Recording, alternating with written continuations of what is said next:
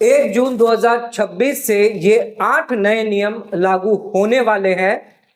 ये सीधा असर आपकी जेब पर, आपके खर्चों पर, आपके महीने के बजट पर पड़ने वाला है।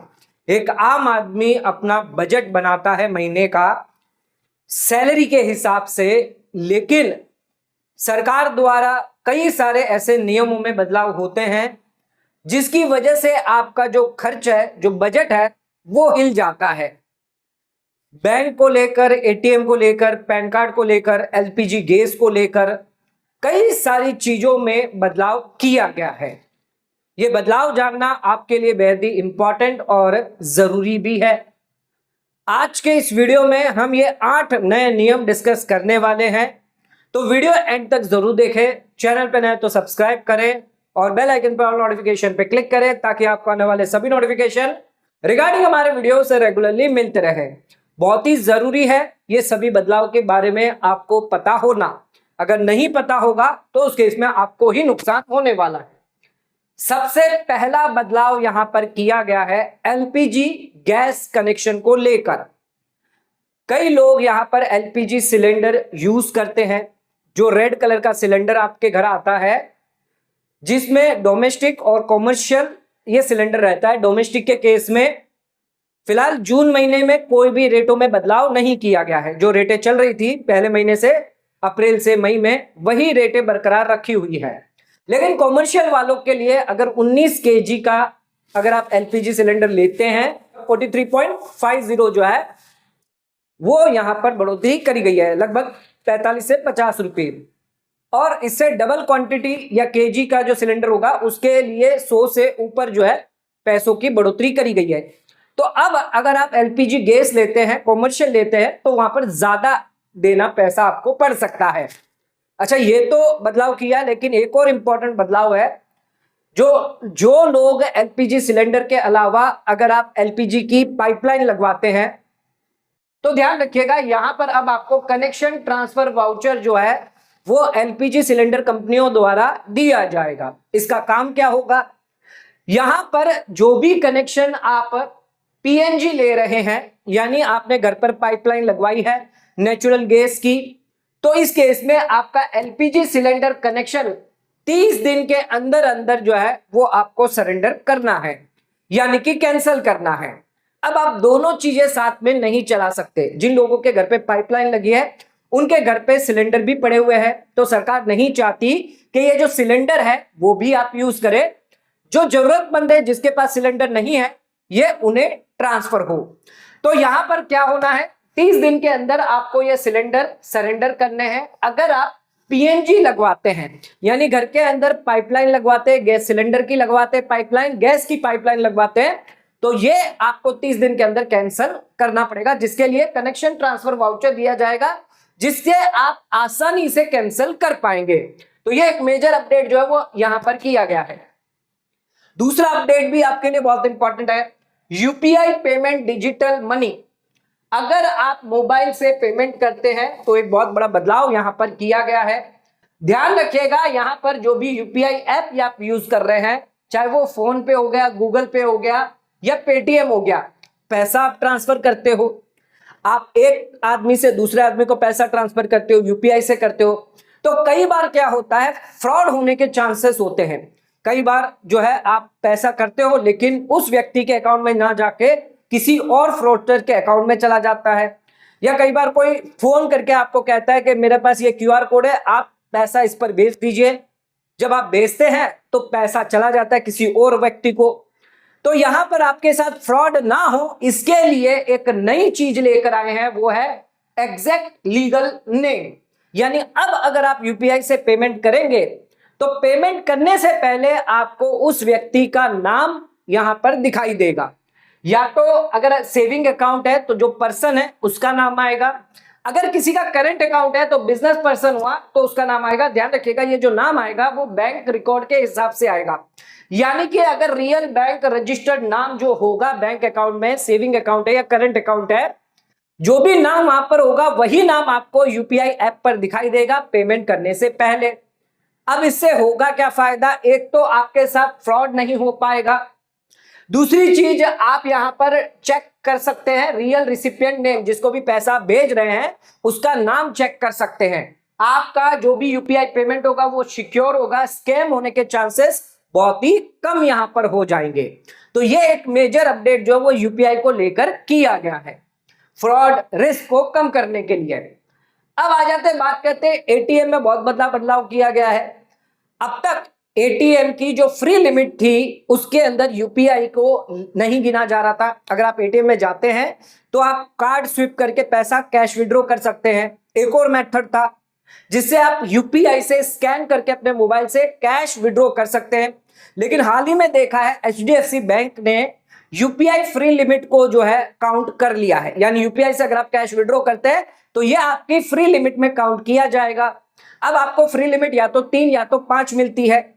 अच्छा, इस फ्री लिमिट से ज्यादा अगर आपने कैश विड्रॉ कर दिया तो उस केस में आपसे चार्जेस जो है वो लिए जाएंगे। 23 से 25 रुपया जो है वो एक ट्रांजैक्शन पर आपसे मांगा जाएगा।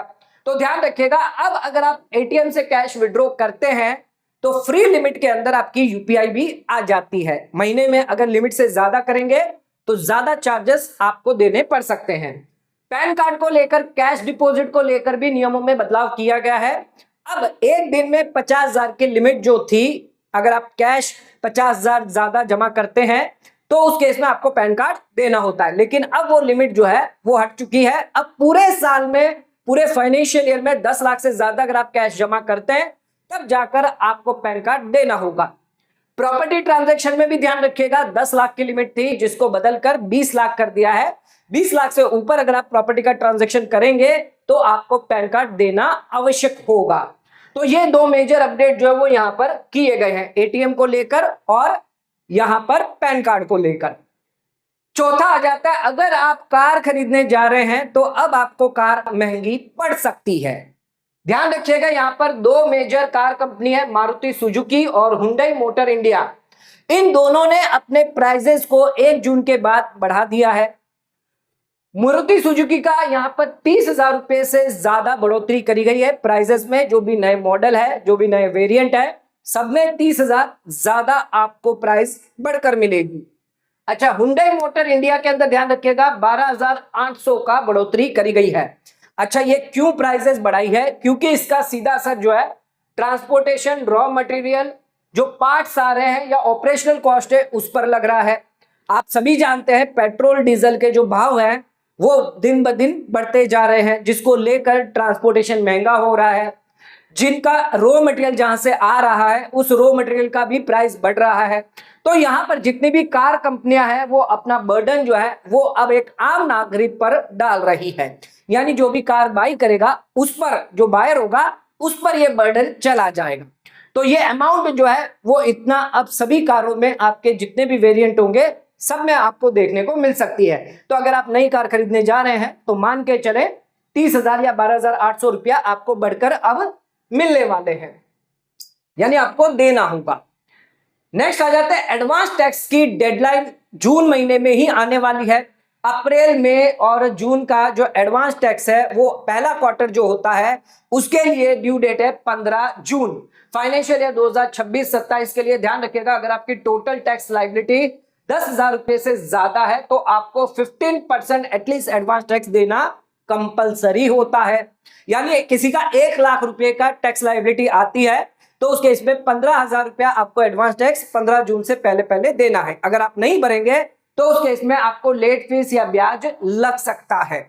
तो ये भी एक मेजर अपडेट है जो आपको पता होना चाहिए। आप अपना कैलकुलेशन कर लें या पिछले साल का चेक कर लें कितना इनकम टैक्स आपने पे किया था, उसके हिसाब से जो भी 15% बनता है 15 जून से पहले आप सरकार को जमा कर दें। जमा करने के लिए इनकम टैक्स पोर्टल पे जाना है, ई पे टैक्स के अंदर एडवांस टैक्स सिलेक्ट करके आपको पेमेंट 15,000 की कर देनी है।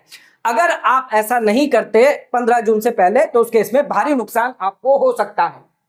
क्रेडिट कार्ड के चेंजेस यहां पर किए गए हैं। अगर आप क्रेडिट कार्ड का पेमेंट डिले करेंगे तो ज्यादा चार्जेस, ज्यादा इंटरेस्ट रेट आपको देना पड़ सकता है। बैंक ऑफ बड़ौदा द्वारा यहां पर इंटरेस्ट रेट को लेकर अनपेड क्रेडिट कार्ड अगर है, जो एक को ब्रांड क्रेडिट कार्ड है, जिसमें यह बदलाव किया गया है। पुरानी रेट के हिसाब से 3.49% यहाँ पर मंथ इंटरेस्ट चार्ज किया जाता है अगर ओवर ड्यू पेमेंट होती है।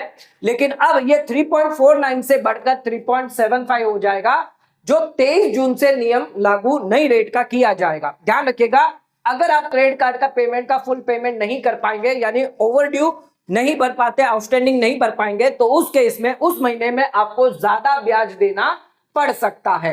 तो full outstanding amount before due date आप दे दें, अदरवाइज आपको ज्यादा पैसा देना पड़ जाएगा। आईसीआईसीआई बैंक ने भी अपने रिवॉर्ड पॉइंट में कम किया है। अगर आप रेंट पेमेंट कर रहे हैं, घर का रेंट पेमेंट कर रहे हैं, तो उस केस में आपको कुछ रिवॉर्ड पॉइंट मिलते हैं। 18 जून से अब यहां पर अगर आप क्रेडिट कार्ड से, अमेजोन पे क्रेडिट कार्ड से अगर आप पेमेंट करेंगे आईसीआईसीआई बैंक का, तो उस केस में अब आपको रिवॉर्ड पॉइंट जो है वो बहुत कम मिलने वाले हैं।